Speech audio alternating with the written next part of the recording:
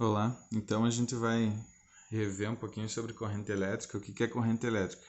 Eu falei para vocês que corrente elétrica ela pode ser definida como fluxo ordenado de cargas elétricas que se movem por um condutor devido a uma DDP, certo?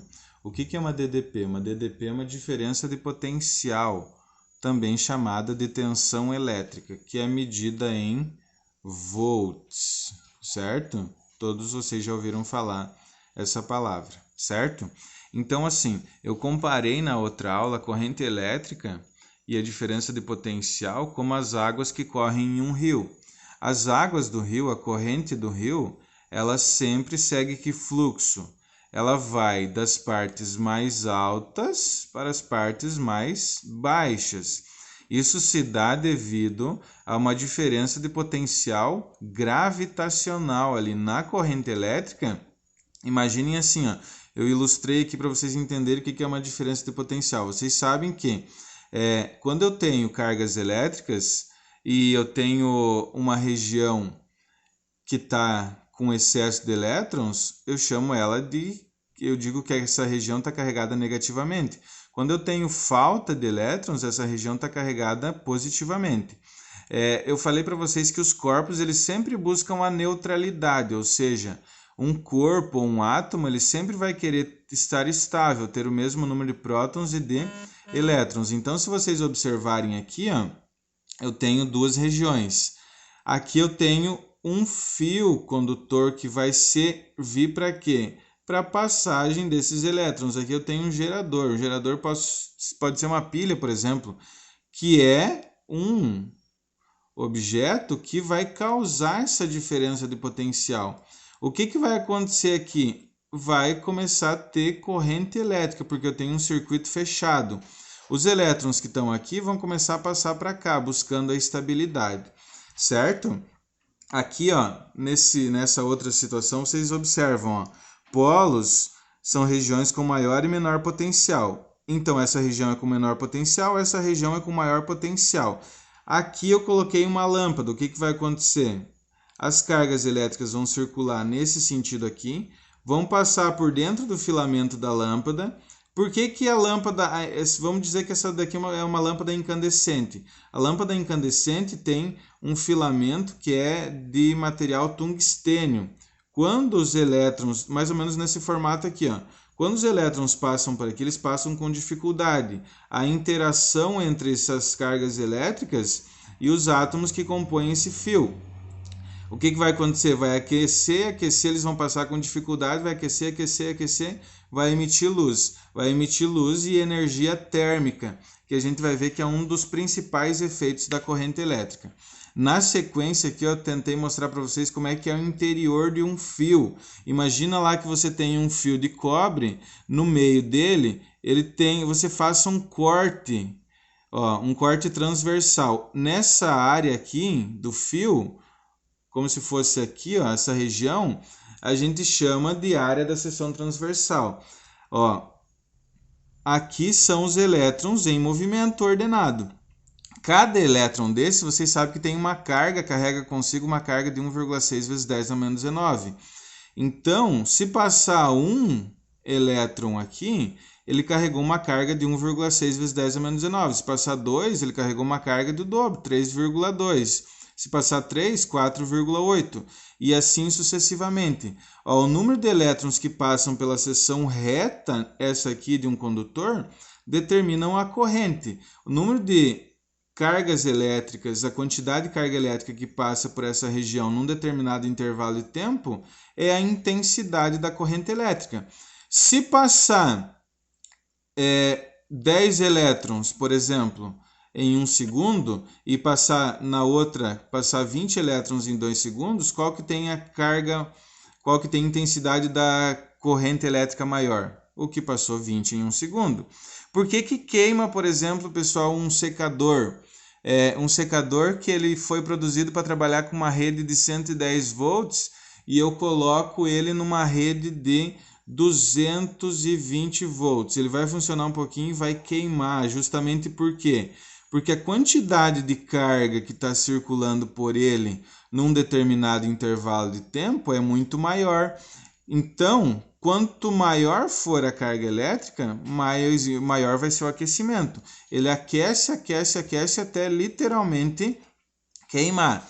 Para mim determinar a fórmula, pessoal, I, que é a intensidade da corrente elétrica medida em ampere, é a quantidade de carga que passa por essa região num determinado intervalo de tempo. A carga ela é medida em Coulomb e o tempo ele é medido em segundos. O que a gente tem que lembrar? Que a quantidade de carga pode ser proposta, pode ser calculada fazendo N vezes E, número de elétrons em falta ou em excesso, vezes o E, que é a carga elementar, que é 1,6 vezes 10 na menos 19. Na sequência, a gente tem alguns exemplos aqui, ó. Pela seção reta de um condutor, então pela região de um condutor, seção reta, é isso daqui. Eu faço um corte num condutor. Por aqui passam 12 Coulomb. Então, essa daí é a carga, pessoal. 12 Coulomb não é a quantidade de elétrons, já é a carga dada. 12 Coulomb em 1 minuto. O intervalo de tempo, nesse caso aqui, é 1 minuto. Coulomb é a carga, a unidade de medida de carga. Mas a unidade de tempo aqui, para mim calcular a corrente elétrica, é em segundos. 1 minuto ele tem 60 segundos. Então, a intensidade da corrente elétrica é a quantidade de carga dividida pelo intervalo de tempo. Então, I é igual, qual que é a quantidade de carga? 12. E o tempo, 60 segundos. Então, I, 12 dividido por 60 é igual a 0,2 ampere. Essa é a intensidade da corrente elétrica que circulou esse fio. Na sequência, a gente tem aqui a outra questão, diz o seguinte, ó, um fio é percorrido por uma corrente de 5 ampere. Então, a gente tem o I, 5 ampere. Durante 2 minutos, a gente tem um intervalo de tempo de 2 minutos. Determine a carga elétrica que percorreu o fio. A gente quer descobrir agora o Q. Então, na mesma formulazinha, I é igual a Q dividido por ΔT. O I a gente sabe que é 5. O Q a gente sabe que é Q, a gente não sabe ele. 2 minutos, pessoal, equivale a quantos segundos? 120 segundos. O que eu faço aqui para determinar o Q? Esse 120 que está dividindo, ele vai passar para lá multiplicando. 120 vezes 5 é igual a Q. 120 vezes 5 é igual a 600. 600 o quê? Como é carga? 600 Coulomb, certo? Então, e na sequência a gente tem uma outra questão que diz o seguinte, ó, observem, pela seção reta de um condutor, passam 5 vezes 10 na 21 elétrons em 2 segundos. Qual a intensidade da corrente elétrica? Opa, agora a gente tem que observar. A gente sabe o quê? A gente não sabe. A gente sabe o tempo? A gente sabe o tempo, que é 2 segundos. Já está dado em segundos. A gente quer descobrir a intensidade da corrente elétrica. I é Q dividido por ΔT. E Q é N vezes E. Então, a gente pode dizer que I é N vezes E dividido por ΔT? Pode, porque o Q é igual a N vezes E. Número de elétrons que a gente sabe que é 5 vezes 10 na 21. 5 vezes 10 na 21. Ah, professor, mas não falou qual que é o valor do E. Não precisa falar. É pré-estabelecido, 1,6 vezes 10 na menos 19. Agora, a gente substitui na fórmula. I é igual o N. Se você quiser calcular antes, pode calcular, não tem problema. 5 vezes 10 na 21 vezes o E, que é 1,6 vezes 10 na menos 19, dividido por quem? Dividido pelo tempo, que é 2 segundos. Resolve lá em cima. Ah, mas como é que eu vou resolver esses dois estão escritos numa potência de base 10? Multiplica os coeficientes, ele é 5 vezes 1,6 é 8. Vezes 10, o que você faz com os expoentes quando você multiplica bases iguais? Você soma. 21 mais menos 19 é 2 dividido por 2. Aqui, se você quiser, 8 vezes 10 ao quadrado é 100. Então, vai ficar 8 vezes 100 dividido por 2. I é igual a 800 dividido por 2, I é igual a 400 amperes. Essa é a nossa resposta. Na sequência aqui, ó, o que é o sentido real, o sentido convencional da corrente? Como eu comentei com vocês, a real e convencional, real é como realmente acontece, e convencional é porque se adotou por convenção. Ó, então, observem ali, ó. Eu tenho uma pilha. Por onde que vai ser realmente o movimento das cargas elétricas? Do menos para o mais. Esse é o sentido real da corrente. Então, sentido real da corrente é do menos para o mais. Cargas elétricas em movimento ordenado do polo negativo para o polo positivo. Sentido convencional se adotou por convenção porque antes eles disseram assim, eletricidade é alguma coisa que vai do mais para o menos. Aí se adotou por convenção. Então, esse é a convenção do sentido da corrente. Aqui, para mostrar para vocês, aqui eu tenho os polos mais e menos, vai do menos para o mais. No sentido convencional, o movimento das cargas é ao contrário, do menos ali para do mais para o menos. Não tem segredo nisso daqui. Real é como realmente acontece. Para mim calcular, quando aparecer uma atividade assim que mostre a intensidade e o tempo em segundos num gráfico, a carga é a mesma coisa que a área formada pela região ali. Nesse caso, formou um trapézio. Se eu fosse calcular a área do trapézio, a área do trapézio é base maior mais base menor vezes a altura dividido por 2. Mas pode formar um triângulo, que é base vezes a altura dividido por 2. Pode formar um retângulo, que é base vezes a altura. Pode formar um quadrado, enfim. Aí você vai ter que lembrar um pouco da geometria básica lá, certo? A corrente ela pode ser contínua ou pode ser alternada. O que significa uma corrente contínua ou alternada? Deixa eu pegar um papel aqui para mostrar para vocês. Contínua, ela sempre vai na mesma direção. Contínua.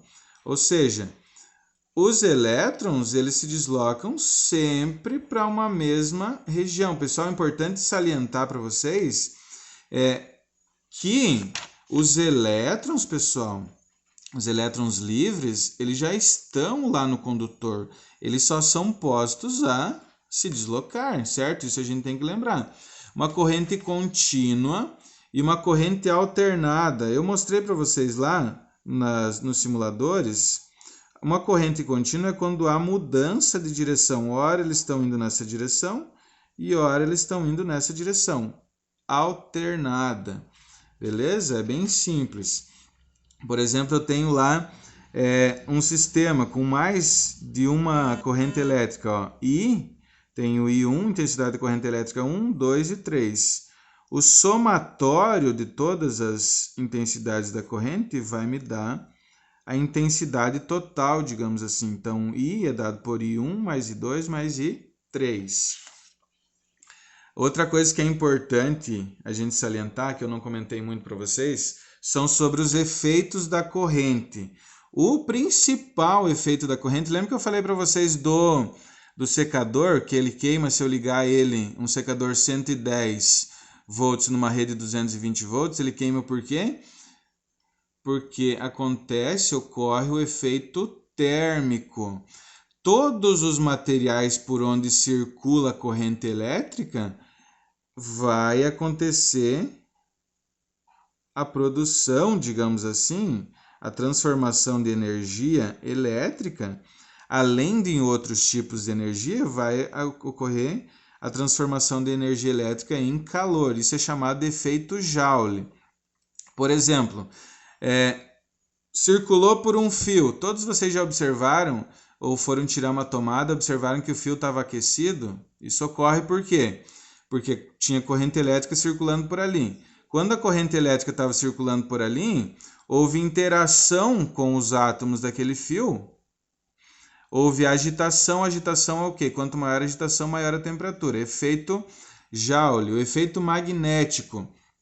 quando a corrente circula por um fio, aqui, imagine que esse daqui fosse um fio. Vai acontecer o quê? Ele vai criar o que a gente chama de campo magnético. Isso daqui, esse fio vai se tornar um ímã. Eles usam muito isso daqui na produção. Na verdade, o efeito magnético é um dos mais importantes da corrente elétrica. Então, esse fio de cobre, inicialmente, ele não era um ímã natural. A gente sabe que o ímã natural, aquela pedra lá formada por magnetita, é um ímã natural, atrai outros metais. O efeito magnético, ele ocorre quando? Quando circula a corrente elétrica por um fio, por um material, vai acontecer o quê? Em torno dele se cria um campo magnético. Então, eu posso dizer que ele é um ímã superficial. Mas a gente vai trabalhar mais isso quando a gente trabalhar sobre eletromagnetismo. Efeito fisiológico, que é o choque elétrico, eu acredito que todo mundo já tomou um choque elétrico, observou que ocorre a contração dos músculos. Já viram aqueles desfibriladores? Quando uma pessoa tem uma parada cardíaca, por exemplo, o que os médicos vão utilizar? Se eles tiverem, eles vão dar um choque na pessoa. Eles vão dar um choque por quê? Claro que aquilo ali vai ser um choque rápido e com uma intensidade de corrente elétrica não tão alta, certo? Porque se ficar circulando corrente elétrica para o nosso corpo, a gente morre em poucos segundos. Porque o nosso corpo vai superaquecer. O nosso corpo é um excelente condutor, certo? Porém, a gente não vai aguentar os efeitos. Os órgãos vão começar a queimar. Então, esse choque que é dado é para quê? Para o coração ele contrair, porque o coração é uma bomba. O coração vai contrair e talvez ele volte a funcionar normalmente. Então, o efeito fisiológico seria basicamente isso, mas a gente vai falar mais além também. O efeito químico, a corrente elétrica, ela produz reações químicas, principalmente quando ela circula por condutores líquidos. Aqui eu coloquei o recobrimento de metais, é um exemplo de um efeito químico, uma reação. Se eu quero cromar, por exemplo, um material, eu vou utilizar de alguns elementos químicos e de passagem de corrente elétrica. Quando circular a corrente elétrica, o que vai acontecer? Vai ocorrer a cromação, no caso desse material. Então, mas a gente vai falar também mais sobre esses efeitos. Então, seria mais ou menos isso. Um abraço a todos e até mais.